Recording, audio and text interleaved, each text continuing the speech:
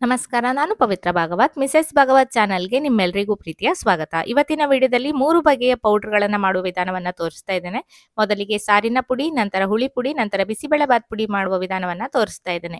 ಎಲ್ಲವನ್ನ ಈಗಾಗಲೇ ಶೇರ್ ಮಾಡಿದ್ದೇನೆ, ಆದ್ರೂ ಕೂಡ ಎಲ್ಲ ಒಟ್ಟಾಗಿ ಇದ್ದಾಗ ನಿಮಗೂ ಕೂಡ ಮನೆಯಲ್ಲಿ ಒಮ್ಮೆಲೆ ಎಲ್ಲವನ್ನ ಮಾಡಿ ಇಟ್ಕೊಳ್ಳಿಕ್ಕೆ ಹೆಲ್ಪ್ ಆಗ್ತದೆ ಅಂತ ಕ್ಲಬ್ ಮಾಡಿ ಹಾಕ್ತಾ ಇದ್ದೇನೆ. ಖಂಡಿತ ವಿಡಿಯೋವನ್ನ ಪೂರ್ಣ ನೋಡಿ ಸಪೋರ್ಟ್ ಮಾಡಿ ಅಂತ ಕೇಳ್ಕೊಳ್ತೇನೆ. ಯಾವ ರೀತಿಯಾಗಿ ಮಾಡೋದಂತ ನೋಡೋಣ ಬನ್ನಿ. ಮೊದಲಿಗೆ ಸಾರಿನ ಪುಡಿಯನ್ನ ಮಾಡ್ಲಿಕ್ಕೆ ಒಂದು ಬಾಣಲೆಯನ್ನ ಬಿಸಿಗಿಟ್ಟಿದ್ದೇನೆ. ಅದರಲ್ಲಿ 1 ಟೇಬಲ್ ಚಮಚ ಆಗುವಷ್ಟು ತೆಂಗಿನ ಎಣ್ಣೆಯನ್ನ ಹಾಕಿದ್ದೇನೆ. ಎಣ್ಣೆ ಬಿಸಿ ಆಗ್ತಾ ಇದ್ದ ಹಾಗೆ 1 ಟೀ ಚಮಚ ಆಗುವಷ್ಟು ಮೆಂತೆಯನ್ನ ಹಾಕಿದ್ದೇನೆ. 1.5 ಟೀ ಚಮಚ ಆಗುವಷ್ಟು ಕೊತ್ತಂಬರಿ ಬೀಜ ಅಥವಾ ಧನಿಯಾ ಬೀಜವನ್ನ ಹಾಕಿದ್ದೇನೆ. ಇದನ್ನ ಸಣ್ಣ ಉರಿಯಲ್ಲಿ ನಾವು ಹುರಿದುಕೊಳ್ಬೇಕು. ಮೆಂತೆ ಹುರಿಲಿಕ್ಕೆ ಸ್ವಲ್ಪ ಜಾಸ್ತಿ ಟೈಮ್ ಬೇಕಾಗ್ತದೆ. ಮೆಂತೆ ಸ್ವಲ್ಪ ಬಣ್ಣ ಬದಲಾದ ನಂತರ ಒಣ ಮೆಣಸನ್ನ ಹಾಕ್ತಾ ಇದ್ದೇನೆ. ನಾನಿಲ್ಲಿ 10 ಬ್ಯಾಡ್ಗೆ ಮೆಣಸನ್ನ ಬಳಸ್ತಾ ಇದ್ದೇನೆ. ಖಾರಕ್ಕೆ ಅನುಗುಣವಾಗಿ ಸ್ವಲ್ಪ ಹೆಚ್ಚು ಕಡಿಮೆ ಬೇಕಾದ್ರೆ ಮಾಡ್ಕೊಳ್ಬಹುದು. ಇದು ಒಂದು ಸ್ಟ್ಯಾಂಡರ್ಡ್ ಖಾರದಲ್ಲಿ ಬರ್ತದೆ. ಜಾಸ್ತಿ ಖಾರನೂ ಅಲ್ಲ, ಕಡಿಮೆ ಖಾರನೂ ಅಲ್ಲ, ಎಲ್ಲರಿಗೂ ಸರಿ ಒಂದು ರೀತಿಯಲ್ಲಿ ಖಾರ ಇರ್ತದಲ್ಲ, ಆ ಹದದಲ್ಲಿ ಬರ್ತದೆ. ಮೆಣಸು ಸ್ವಲ್ಪ ಹುರಿದಾದ ನಂತರ ಜೀರಿಗೆಯನ್ನ ಹಾಕಿದ್ದೇನೆ. 1 ಚಮಚ ಮೆಂತೆಗೆ 2 ಚಮಚವಾಗುವಷ್ಟು ಜೀರಿಗೆಯನ್ನ ಹಾಕಿದ್ದೇನೆ. ನಾನು ಎಲ್ಲದನ್ನು ಟೀ ಚಮಚದಲ್ಲೇ ಬಳಸಿದ್ದು. ಸಣ್ಣ ಉರಿಯಲ್ಲಿ ಚೆನ್ನಾಗಿ ಹುರಿಬೇಕು. ಜೀರಿಗೆ ಕೂಡ ಚೆನ್ನಾಗಿ ಹುರಿದು ಬರಬೇಕು, ಮೆಂತೆ ಕೂಡ ಹುರಿಬೇಕು. ಸಣ್ಣ ಉರಿಯಲ್ಲಿಯೇ ಹುರಿಬೇಕು.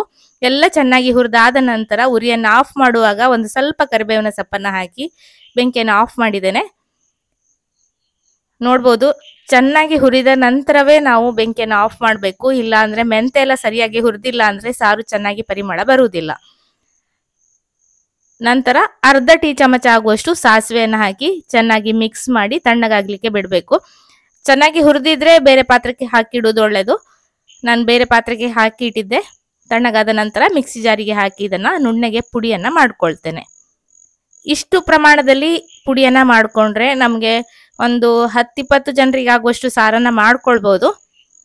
2 ಸಲ ಸಾರು ಮಾಡ್ಲಿಕ್ಕೆ ಆಗುವಷ್ಟು ಪುಡಿಯನ್ನ ಮಾಡ್ಕೊಂಡ ಹಾಗೆ ಆಗ್ತದೆ. ಒಂದು 4 ಟೇಬಲ್ ಚಮಚ ಆಗುವಷ್ಟು ಸಾರಿನ ಪುಡಿ ರೆಡಿ ಆಗ್ತದೆ.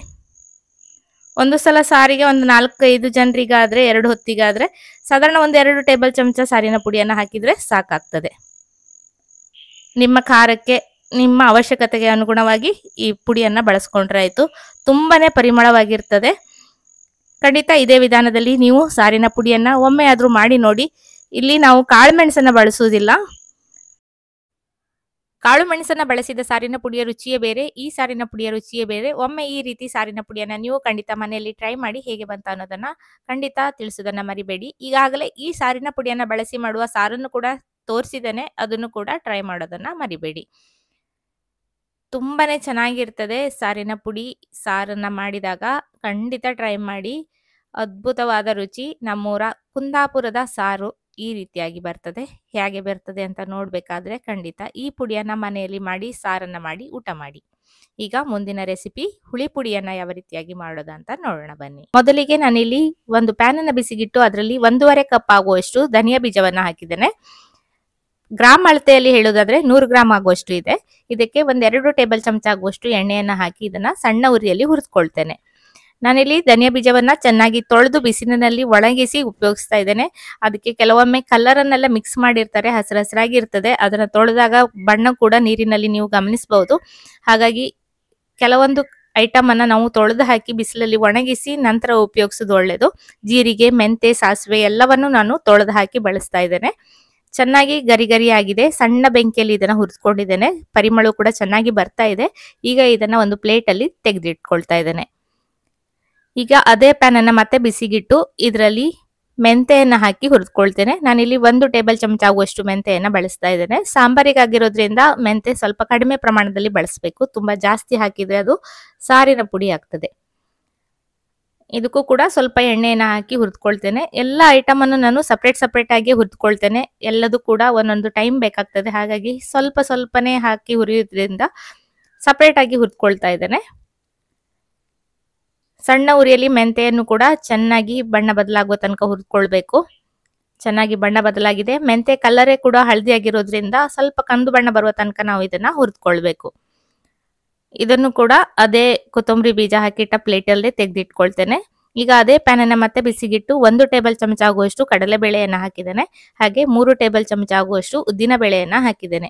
ಕಡಲೆಬೇಳೆ, ಉದ್ದಿನ ಬೇಳೆಯನ್ನ ಕೆಲವೊಬ್ರು ಸಮ ಪ್ರಮಾಣದಲ್ಲಿ ಕೂಡ ಹಾಕ್ತಾರೆ. ಕಡಲೆಬೇಳೆಗಿಂತ ಉದ್ದಿನಬೇಳೆ ಸಾಂಬಾರಿಗೆ ಚೆನ್ನಾಗಿ ಪರಿಮಳ ಕೊಡೋದ್ರಿಂದ ನಮ್ಮಲ್ಲಿ ಸ್ವಲ್ಪ ಉದ್ದಿನಬೇಳೆಯನ್ನು ನಾವು ಜಾಸ್ತಿ ಬಳಸ್ತೇವೆ. ಈಗ ಇದಕ್ಕೆ ಜೀರಿಗೆಯನ್ನು ಹಾಕ್ಕೊಳ್ತಾ ಇದ್ದೇನೆ. ಸ್ವಲ್ಪ ಕಡಲೆಬೇಳೆ ಉದ್ದಿನಬೇಳೆಯನ್ನು ಹುರ್ಕೊಂಡು ನಂತರ ಜೀರಿಗೆಯನ್ನು ಹಾಕಿದ್ದೇನೆ. ಒಂದು 1/4 ಕಪ್ ಆಗುವಷ್ಟು ಇದೆ. ಗ್ರಾಮ್ ಅಳತೆಯಲ್ಲಿ ಆದರೆ ಒಂದು 25 ಗ್ರಾಮ್ ಆಗುವಷ್ಟು ನಾನು ಜೀರಿಗೆಯನ್ನು ಬಳಸಿದ್ದೇನೆ. ಜೀರಿಗೆಯನ್ನು ಸ್ವಲ್ಪ ಹುರಿದುಕೊಂಡು ಇದರ ಜೊತೆಗೆ ಇಂಗನ್ನು ಹಾಕಿ ಹುರ್ಕೊಳ್ತಾ ಇದ್ದೇನೆ. ಒಂದು 2-3 ಕಡಲೆ ಗಾತ್ರದಷ್ಟು ಇಂಗು. ಗ್ರಾಮ್ ಅಳತೆಯಲ್ಲಿ ನಾನು ತೂಕ ಮಾಡಿಲ್ಲ ಇದನ್ನು ಕೂಡ ಚೆನ್ನಾಗಿ ಗರಿ ಆಗುವ ತನಕ ಉದ್ದಿನಬೇಳೆ, ಜೀರಿಗೆ, ಕಡಲೆಬೇಳೆ ಎಲ್ಲದೂ ಕೂಡ ಚೆನ್ನಾಗಿ ಹುರಿದು ಬರಬೇಕು. ಸಣ್ಣ ಉರಿಯಲ್ಲಿ ಇದನ್ನು ಕೂಡ ಹುರಿದುಕೊಂಡು ಅದೇ ಪ್ಲೇಟಲ್ಲಿ ತೆಗೆದಿಟ್ಕೊಳ್ತಾ ಇದ್ದೇನೆ. ಈಗ ಇದೇ ಬಾಣಲೆಗೆ 1 ಹಿಡಿಯಾಗುವಷ್ಟು ಕರಿಬೇವಿನ ಎಲೆಗಳನ್ನು ಹಾಕಿ ಸ್ವಲ್ಪ ಗರಿಯಾಗುವ ತನಕ ಹುರಿದು ತೆಗೆದಿಟ್ಕೊಳ್ತೇನೆ. ಕರಿಬೇವನ್ನ ತುಂಬಾ ಹಾಕಿದ್ರೂ ಕೂಡ ಚೆನ್ನಾಗಾಗುವುದಿಲ್ಲ, ಸ್ವಲ್ಪನೇ ಹಾಕಬೇಕು. ನಂತರ ನಾವು ಸಾಂಬಾರನ್ನ ಮಾಡುವಾಗ ಹಸಿಯಾಗಿರುವ ಫ್ರೆಶ್ ಆಗಿರುವ ಎಲೆಗಳನ್ನು ಉಪಯೋಗಿಸಿದಾಗ ಚೆನ್ನಾಗಾಗ್ತದೆ. ಸಿಗುದಿಲ್ಲ ಅಂದಾಗ ನಾವು ಸ್ವಲ್ಪ ಈ ರೀತಿ ಸಾಂಬಾರ್ ಪೌಡ್ರಿಗೆ ಹಾಕಿ ಇಟ್ಕೊಂಡ್ರೆ ತುಂಬಾ ದಿವಸಗಳ ತನಕ ಉಪಯೋಗಿಸಬಹುದು.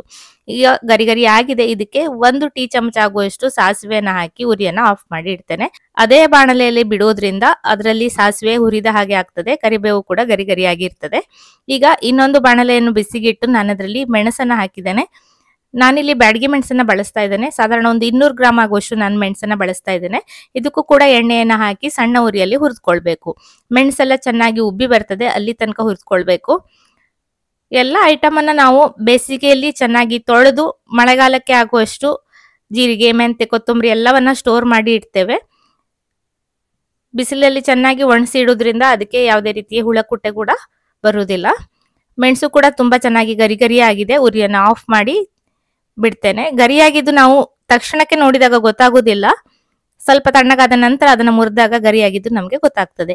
ಈಗ ಪ್ಲೇಟಿಗೆ ಹುರಿದಿರುವ ಕರಿಬೇವು ಮತ್ತೆ ಸಾಸಿವೆನ ಹಾಕಿದ್ದೇನೆ.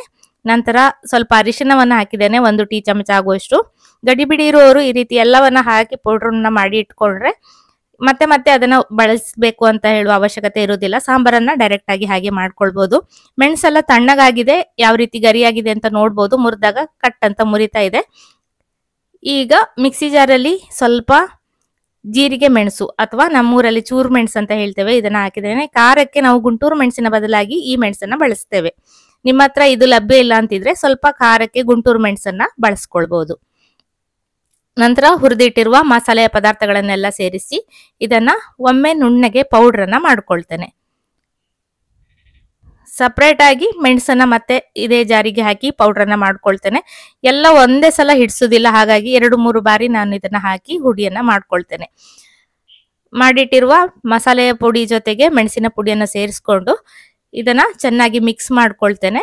ಚೆನ್ನಾಗಿ ಮಿಕ್ಸ್ ಮಾಡಿಕೊಂಡು ನಂತರ ಮಿಕ್ಸಿ ಜಾರಿಗೆ ಪುನಃ ಈ ಪೌಡ್ರನ್ನ ಹಾಕಿ ಒಮ್ಮೆ ಚೆನ್ನಾಗಿ ಪೌಡ್ರನ್ನ ಮಾಡ್ಕೊಂಡ್ರೆ ಎಲ್ಲ ಮಿಕ್ಸ್ ಆದ ಹಾಗೂ ಆಗ್ತದೆ. ಇನ್ನೊಮ್ಮೆ ನುಣ್ಣಗೆ ಪೌಡ್ರ್ ಆದ ಹಾಗೂ ಆಗ್ತದೆ. ನಮ್ಮಲ್ಲಿ ಸಾಂಬಾರನ್ನ ಮಾಡುವಾಗ ನಾವು ಇದರ ಜೊತೆಗೆ ಕಾಯಿಯನ್ನ ಸೇರಿಸಿ ರುಬ್ತೇವೆ, ಹಾಗಾಗಿ ಮತ್ತೆ ರುಬ್ಬಿದ ಆಗ ಮತ್ತು ಕೂಡ ನುಣ್ಣಗೆ ಆಗ್ತದೆ. ಈ ರೀತಿಯಾಗಿ ನಾನು ನುಣ್ಣಗೆ ಪುಡಿಯನ್ನ ಮಾಡ್ಕೊಂಡಿದ್ದೇನೆ. ಒಂದು ಏರ್ಟೈಟ್ ಆಗಿರುವ ಡಬ್ಬಿಯಲ್ಲಿ ಹಾಕಿ ಇದನ್ನ ಸ್ಟೋರ್ ಮಾಡ್ಕೊಂಡ್ರೆ ತಿಂಗಳಾನುಗಟ್ಲೆ ಹಾಳಾಗೋದಿಲ್ಲ. ಫ್ರೆಶ್ ಆಗಿರುವ ಪುಡಿಯನ್ನ ಮಾಡ್ಕೊಳ್ಳೋದು ಒಳ್ಳೇದು. ಸಾಧ್ಯವಾದಷ್ಟು ಅರ್ಜೆಂಟ್ ಇರುವವರು ಈ ರೀತಿ ಪೌಡ್ರನ್ನ ಮಾಡಿ ಉಪಯೋಗಿಸ್ಬೋದು. ಏರ್ಟೈಟ್ ಡಬ್ಬಿಯಲ್ಲಿ ಹಾಕಿ ಇಟ್ಕೊಂಡ್ರೆ ತಿಂಗಳಾನುಗಟ್ಲೆ ಹಾಳಾಗೋದಿಲ್ಲ. ಖಂಡಿತ ಟ್ರೈ ಮಾಡಿ. ಘಮ ಘಮ ಪರಿಮಳದ ಸಾಂಬಾರ್ ಪುಡಿ ರೆಡಿಯಾಗಿದೆ. ಈ ರೆಸಿಪಿ ಇಷ್ಟ ಆದರೆ ಖಂಡಿತ ಒಂದು ಲೈಕ್ ಮಾಡಿ, ಹಾಗೆ ಫ್ರೆಂಡ್ಸ್ ಆ್ಯಂಡ್ ಫ್ಯಾಮಿಲಿ ಜೊತೆ ಶೇರ್ ಮಾಡಿ. ಈಗ ಮುಂದಿನ ರೆಸಿಪಿ ಬಿಸಿಬೇಳೆ ಬಾತ್ ಪೌಡ್ರನ್ನ ಯಾವ ರೀತಿಯಾಗಿ ಮಾಡೋದಂತ ನೋಡೋಣ ಬನ್ನಿ. ನಾನಿಲ್ಲಿ ಒಂದು ಪ್ಯಾನನ್ನು ಬಿಸಿಗಿಟ್ಟು 2 ಸ್ಪೂನ್ ಎಣ್ಣೆಯನ್ನು ಹಾಕಿದ್ದೇನೆ. ನಂತರ ಒಂದು ಕಡಲೆ ಗಾತ್ರದಷ್ಟು ಇಂಗನ್ನು ಹಾಕಿ ಹುರಿದುಕೊಳ್ತಾ ಇದ್ದೇನೆ. ಇಂಗು ಸ್ವಲ್ಪ ಹುರಿದಾಗ್ತಾ ಇದ್ದ ಹಾಗೆ ಇದಕ್ಕೆ ಒಂದು 10 ಇಂಚ್ ಆಗುವಷ್ಟು ದಾಲ್ಚಿನ್ನಿ ಅಥವಾ ಚಕ್ಕೆಯನ್ನು ನಾನಿಲ್ಲಿ ಬಳಸ್ತಾ ಇದ್ದೇನೆ. ಈಗ ಇದಕ್ಕೆ 4 ಏಲಕ್ಕಿ, ಒಂದು 10 ರಿಂದ 15 ಲವಂಗ, ನಾನಿಲ್ಲಿ 15 ಲವಂಗವನ್ನು ಹಾಕಿದ್ದೇನೆ. ಇದಕ್ಕೆ 4 ಟೇಬಲ್ ಸ್ಪೂನ್ ಆಗುವಷ್ಟು ಉದ್ದಿನಬೇಳೆ, 4 ಟೇಬಲ್ ಸ್ಪೂನ್ ಆಗುವಷ್ಟು ಕಡಲೆಬೇಳೆ, ಎರಡನ್ನೂ ಸಮ ಪ್ರಮಾಣದಲ್ಲಿ ತಗೊಂಡಿದ್ದೇನೆ. ಕಪ್ಪಲ್ಲಿ ಬೇಕಾದರೂ ಹಾಕ್ಕೊಳ್ಬೋದು. ನೀವು ಯಾವ ಕಪ್ಪಲ್ಲಿ ತಗೊಳ್ತೀರಾ ಅದೇ ಕಪ್ಪಲ್ಲಿ ಸೇಮ್ ಪ್ರಮಾಣದಲ್ಲಿ ತಗೊಂಡ್ರೆ ಆಯಿತು. ನಂತರ ಅರ್ಧ ಟೀ ಸ್ಪೂನ್ ಆಗುವಷ್ಟು ಮೆಂತೆಯನ್ನು ಹಾಕಿ ಇದನ್ನು ಹುರಿದುಕೊಳ್ತೇನೆ. ಸಣ್ಣ ಉರಿಯಲ್ಲಿ ಹುರಿಬೇಕು. ದೊಡ್ಡ ಉರಿಯಲ್ಲಿ ಹುರಿದ್ರೆ ಕೆಲವೊಂದು ಕಪ್ಪಾಗ್ತದೆ, ಕೆಲವೊಂದು ಹಸಿ ಉಳಿತದೆ. ಸಣ್ಣ ಉರಿಯಲ್ಲಿ ಇದನ್ನು ಹದವಾಗಿ ಹುರ್ಕೊಳ್ಬೇಕು. ಸ್ವಲ್ಪ ಹುರಿದಾಗ್ತಾ ಇದ್ದ ಹಾಗೆ ಇಲ್ಲಿ 1 ಟೇಬಲ್ ಸ್ಪೂನ್ ಆಗುವಷ್ಟು ಜೀರಿಗೆಯನ್ನು ಹಾಕಿದ್ದೇನೆ. ನಂತರ 1 ಟೇಬಲ್ ಸ್ಪೂನ್ ಆಗುವಷ್ಟು ಬಿಳಿ ಕಾಳುಮೆಣಸನ್ನು ನಾನಿಲ್ಲಿ ಬಳಸ್ತಾ ಇದ್ದೇನೆ. ಖಾರಕ್ಕೆ ಅನುಗುಣವಾಗಿ ಹೆಚ್ಚು ಕಡಿಮೆ ಮಾಡ್ಕೊಳ್ಬೋದು. ನಂತರ ಒಂದು 10 ರಿಂದ 12 ಗುಂಟೂರು ಮೆಣಸನ್ನು ನಾನಿಲ್ಲಿ ಬಳಸ್ತಾ ಇದ್ದೇನೆ. ಖಾರ ಜಾಸ್ತಿ ಹಾಕೋದಕ್ಕಿಂತ ಕಡಿಮೆ ಪ್ರಮಾಣದಲ್ಲಿ ಹಾಕಿದರೆ ಬಿಸಿಬೇಳೆ ಬಾತಿಗೆ ಪೌಡ್ರ್ ಜಾಸ್ತಿಯನ್ನು ಹಾಕಿದಾಗ ರುಚಿಕರವಾಗಿರ್ತದೆ. ನಂತರ ಅರ್ಧ ಕಪ್ ಆಗುವಷ್ಟು ಧನಿಯಾ ಬೀಜ, 1 ಟೇಬಲ್ ಸ್ಪೂನ್ ಆಗುವಷ್ಟು ಗಸಗಸೆ, 1/4 ಭಾಗದಷ್ಟು ಜಾಯಿಕಾಯಿ, ಅದರ ಹೊರಗಡೆ ಒಂದು ಜಾಪತ್ರೆ ಅಂತ ಸಿಗ್ತದೆ, ಅದನ್ನು ಕೂಡ ಒಂದನ್ನು ಹಾಕಿದ್ದೇನೆ ನಾನು. ಎಲ್ಲವನ್ನ ಸಣ್ಣ ಉರಿಯಲ್ಲಿ ಪರಿಮಳ ಬರುವ ತನಕ ಹುರಿಬೇಕು. ಎಲ್ಲ ಹದವಾಗಿ ಹುರಿದಾಗಿದೆ, ನೋಡ್ಬೋದು ಬಣ್ಣ ಎಲ್ಲ ಹದವಾಗಿ ಚೇಂಜ್ ಆಗಿದೆ, ಪರಿಮಳನೂ ತುಂಬ ಚೆನ್ನಾಗಿ ಬರ್ತಾ ಇದೆ. ಇಲ್ಲಿ ತನಕ ನಾವು ಇದನ್ನು ಹುರಿದುಕೊಳ್ಬೇಕು. ಸಣ್ಣ ಉರಿಯಲ್ಲಿ ಹುರಿರಿ, ದೊಡ್ಡ ಉರಿಯಲ್ಲಿ ಯಾವುದೇ ಕಾರಣಕ್ಕೂ ಹುರಿಬಾರ್ದು. ನಂತರ ನಾನಿಲ್ಲಿ ಅರ್ಧ ಟೀ ಸ್ಪೂನ್ ಆಗುವಷ್ಟು ಸಾಸಿವೆಯನ್ನು ಹಾಕಿದ್ದೇನೆ. 1/4 ರಿಂದ ಅರ್ಧ ಟೀ ಸ್ಪೂನ್ ಆಗುವಷ್ಟು ಅರಿಶಿನವನ್ನು ಹಾಕಿದ್ದೇನೆ. ಅರ್ಧ ಕಪ್ ಆಗುವಷ್ಟು ಒಣ ಕೊಬ್ಬರಿಯನ್ನು ತುರಿದು ಹಾಕಿದ್ದೇನೆ. ಕೊಬ್ಬರಿ ಹಾಕೋದು ಬಿಸಿಬೇಳೆ ಬಾತಿಗೆ ತುಂಬಾ ಇಂಪಾರ್ಟೆಂಟ್. ನೀವು ತುಂಬ ದಿನ ಇಟ್ಕೊಳ್ಬೇಕು ಅಂದರೆ ಕೊಬ್ಬರಿಯನ್ನು ನೀವು ಬಿಸಿಬೇಳೆ ಬಾತ್ ಮಾಡುವಾಗ ಕೂಡ ಬಳಸ್ಕೊಳ್ಬೋದು. ಆಗಿದ್ದಾಗೆ ಮಾಡೋದಾದರೆ ಕೊಬ್ಬರಿಯನ್ನು ಪೌಡ್ರ್ ಮಾಡುವಾಗ ಈ ರೀತಿಯಾಗಿ ಸೇರಿಸಿ ಸರಿಯಾಗಿ ಒಮ್ಮೆ ಮಿಕ್ಸ್ ಮಾಡಿ ಅದೇ ಬಾಣಲೆಯಲ್ಲಿ ತಣ್ಣಗಾಗಲಿಕ್ಕೆ ಬಿಡಬೇಕು. ನಾನು ಉರಿಯನ್ನು ಆಫ್ ಮಾಡಿ ಮಿಕ್ಸ್ ಮಾಡಿ ಬಿಡ್ತಾ ಇದ್ದೇನೆ. ಹೀಗೆ ಇದೇ ಬಾಣಲೆಯಲ್ಲಿ ತಣ್ಣಗಾಗಬೇಕು.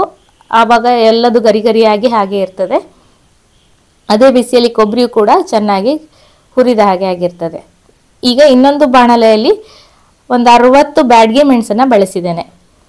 ಬ್ಯಾಡಗಿ ಮೆಣಸು ಜಾಸ್ತಿ ಖಾರ ಇರುವುದಿಲ್ಲ, ಹಾಗಾಗಿ ಇಷ್ಟು ಪ್ರಮಾಣಕ್ಕೆ ಇಷ್ಟು ಬ್ಯಾಡಗಿ ಮೆಣಸು ಬೇಕಾಗ್ತದೆ. ನಂತರ 1-2 ಟೀ ಸ್ಪೂನ್ ಆಗುವಷ್ಟು ಎಣ್ಣೆಯನ್ನು ಹಾಕಿ 2 ಸಟ್ಕದ ಸಹಾಯದಿಂದ ಈ ರೀತಿಯಾಗಿ ನಾವು ಇದನ್ನು ಹುರಿದುಕೊಳ್ಬೇಕು. ಒಂದು ಸಟ್ಕದಲ್ಲಿ ಮೆಣಸನ್ನು ಹುರಿಲಿಕ್ಕೆ ಆಗೋದಿಲ್ಲ. ಈ ರೀತಿ 2 ಸಟ್ಕ ಉಪಯೋಗಿಸಿದರೆ ಮಾತ್ರ ನಮ್ಮ ಮೆಣಸು ಹದವಾಗಿ ಎಲ್ಲ ಕಡೆಗೂ ಸರಿಯಾಗಿ ಬೆಂಕಿ ತಾಗಿ ಉಬ್ಬಿ ಬರ್ತದೆ. ಮೆಣಸು ಉಬ್ಬಿ ಬರುವ ತನಕ ಹುರಿದುಕೊಳ್ಬೇಕು. ನೋಡ್ಬೋದು ಈಗ ಎಲ್ಲ ಮೆಣಸು ಉಬ್ಬಿ ಬಂದಿದೆ, ಗರಿ ಗರಿ ಆಗ್ತದೆ. ಈಗ ಬಿಸಿ ಇರುವಾಗ ಅದನ್ನು ಮುಟ್ಟಿ ನೋಡಿದರೆ ಗೊತ್ತಾಗೋದಿಲ್ಲ ಗರಿಯಾಗಿದ್ದು. ಸ್ವಲ್ಪ ಹೊತ್ತು ತಣ್ಣಗಾದರೆ ಅದನ್ನು ಮುರಿದಾಗ ಸರಿಯಾಗಿ ಕಟ್ ಆಗ್ತದೆ, ಆಗ ಮೆಣಸು ಸರಿಯಾಗಿ ಹುರಿದಿದೆ ಅಂತ ಅರ್ಥ. ಎಲ್ಲವನ್ನ ತಣ್ಣಗಾಗಲಿಕ್ಕೆ ಬಿಟ್ಟು ನಂತರ ಮಿಕ್ಸಿ ಜಾರಲ್ಲಿ ಮೊದಲಿಗೆ ನಾನಿಲ್ಲಿ ಮೆಣಸನ್ನು ಪೌಡ್ರ್ ಮಾಡ್ಕೊಳ್ತಾ ಇದ್ದೇನೆ. ನಾವು ಖಾರ ಜಾಸ್ತಿ ಹಾಕಿ ಪೌಡ್ರನ್ನು ಮಾಡಿಕೊಂಡ್ರೆ ಬಿಸಿಬೇಳೆ ಬಾತಿಗೆ ಪೌಡ್ರನ್ನು ಹಾಕುವ ಪ್ರಮಾಣವನ್ನು ಕಡಿಮೆ ಮಾಡಬೇಕಾಗ್ತದೆ. ಆಗ ಬಿಸಿಬೇಳೆ ಬಾತಿಗೆ ಉಳಿದ ಮಸಾಲೆಗಳೇನಿರ್ತದೆ ಅದರ ಪರಿಮಳ ತುಂಬಾ ಕಡಿಮೆ ಆಗ್ತದೆ. ಹಾಗಾಗಿ ಖಾರವನ್ನು ಪೌಡ್ರ್ ಮಾಡುವಾಗ ಸ್ವಲ್ಪ ಕಡಿಮೆನೇ ಹಾಕ್ಕೊಳ್ಳೋದು ಒಳ್ಳೆಯದು. ತುಂಬ ಖಾರವನ್ನು ಹಾಕ್ಕೊಂಡ್ರೆ ಖಾರದ ಪೌಡ್ರ್ ಅಷ್ಟು ಪರಿಮಳವನ್ನು ಕೊಡೋದಿಲ್ಲ ಬಿಸಿಬೇಳೆ ಬಾತನ್ನು ಮಾಡಿದಾಗ. ನಾನಿಲ್ಲಿ ಎಲ್ಲವನ್ನು ಸಪ್ರೇಟಾಗಿ ಈ ರೀತಿ ಪೌಡ್ರನ್ನು ಮಾಡಿಕೊಂಡು ನಂತರ ಎಲ್ಲವನ್ನು ಒಮ್ಮೆ ಮಿಕ್ಸ್ ಮಾಡಿ ಮತ್ತೊಮ್ಮೆ ಮಿಕ್ಸಿ ಜಾರಿಗೆ ಹಾಕಿ ನುಣ್ಣಗೆ ಪೌಡ್ರನ್ನು ಮಾಡಿ ಡಬ್ಬದಲ್ಲಿ ಹಾಕಿ ಇಟ್ಕೊಳ್ತೇನೆ. ಒಂದು 300-350 ಗ್ರಾಮ್ ಆಗುವಷ್ಟು ಪೌಡ್ರ್ ರೆಡಿ ಆಗ್ತದೆ ಇಷ್ಟು ಪ್ರಮಾಣದಲ್ಲಿ ಮಾಡಿದಾಗ. 2 ತಿಂಗಳ ತನಕ ನಾವು ಇದನ್ನು ಬಳಸ್ಬೋದು. ತುಂಬ ದಿವಸ ಇಟ್ಟರೆ ಅದು ಪರಿಮಳ ಕಡಿಮೆ ಆಗ್ತಾ ಹೋಗ್ತದೆ. ತುಂಬ ದಿವಸ ಸ್ಟೋರ್ ಮಾಡುವಷ್ಟು ಮಾಡ್ಕೊಳ್ಳೋದು ಬೇಡ, ಸ್ವಲ್ಪ ಪ್ರಮಾಣದಲ್ಲಿ ಮಾಡ್ಕೊಂಡು ಉಪಯೋಗಿಸೋದು ಒಳ್ಳೆಯದು. ಘಮ ಪರಿಮಳದ ಬಿಸಿಬೇಳೆ ಬಾತ್ ಪುಡಿ ಕೂಡ ರೆಡಿಯಾಗಿದೆ. ಬಿಸಿಬೇಳೆ ಬಾತ್ ಮಾಡುವ ವಿಧಾನ ಅಡಿಗೆ ಭಟ್ಟರು ಮಾಡಿರೋದನ್ನ ಈಗಾಗಲೇ ಶೇರ್ ಮಾಡಿದ್ದೇನೆ. ಮನೆಯಲ್ಲಿ ಮಾಡುವ ವಿಧಾನ ಬೇಕು ಅಂದ್ರೆ ಖಂಡಿತ ಕಮೆಂಟ್ ಅಲ್ಲಿ ತಿಳಿಸಿ, ಮಾಡಿ ತೋರಿಸ್ತೇನೆ. ಇವತ್ತಿನ ಈ ಎಲ್ಲಾ ಪುಡಿಗಳನ್ನ ಮಾಡುವ ವಿಧಾನ ನಿಮ್ಗೆಲ್ಲ ಇಷ್ಟ ಆಗಿದೆ ಅನ್ಕೊಳ್ತೇನೆ. ಇಷ್ಟ ಆದ್ರೆ ಖಂಡಿತ ಒಂದು ಲೈಕ್ ಮಾಡಿ, ಶೇರ್ ಮಾಡಿ, ಅನಿಸಿಕೆನ ಕಮೆಂಟ್ ಅಲ್ಲಿ ತಿಳಿಸಿ. ಹಾಗೆ ಖಂಡಿತವಾಗಿಯೂ ಈ ಎಲ್ಲಾ ರೆಸಿಪಿಗಳನ್ನ ಮನೆಯಲ್ಲಿ ಟ್ರೈ ಮಾಡೋದನ್ನ ಮರಿಬೇಡಿ. ಅದರಲ್ಲಿಯೂ ಕೂಡ ಸಾರಿನ ಪುಡಿಯನ್ನ ಖಂಡಿತ ಮಿಸ್ ಮಾಡಲೇಬೇಡಿ. ಟ್ರೈ ಮಾಡಿ ಹೇಗೆ ಬಂತು ಅಂತ ಕಮೆಂಟ್ ಅಲ್ಲಿ ತಿಳಿಸಿ. ಇದೇ ರೀತಿ ಇನ್ನು ಹೊಸ ರೆಸಿಪಿಗಳೊಂದಿಗೆ ಬರ್ತಾ ಇರ್ತೇನೆ. ಮುಂದಿನ ವಿಡಿಯೋದಲ್ಲಿ ಸಿಗ್ತೇನೆ. ಅಲ್ಲಿಯವರೆಗೂ ನಮಸ್ಕಾರ.